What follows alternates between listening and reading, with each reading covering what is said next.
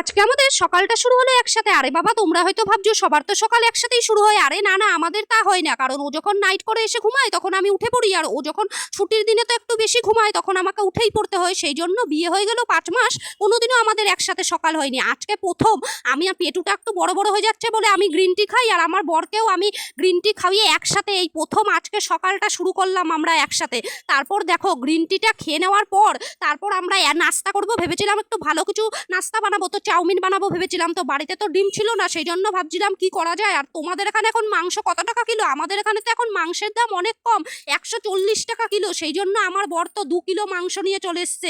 1 kilo মাংস কষা কষা খাবো, আর 1 কিলো মাংস খাবো চিলি চিকেন। চিলি চিকেনের থেকে মাংস কুচি কুচি করে কেটে নিয়ে সেটা দিয়ে বানিয়ে নিলাম চিকেন চাউমিন। আর দুপুরের রেসিপি হলো আজকে শুক্তো আর মাংস কষা আর ভাত। এটা বানিয়ে নেওয়ার পরই রাত্রিরের চিলি চিকেনটা জমিয়ে বানিয়ে রেখে দিয়েছিলাম। জমিয়ে বলতে রসিয়ে কষিয়ে লাল লাল ঝাল ঝাল করে বানিয়ে রেখে দিলাম। রাতে একটু বেরিয়ে রুমালি রুটি কিনে এনে রাতে খাওয়াটা কিন্তু জমে যাবে। উফ, জাস্ট ফাটাফাটি।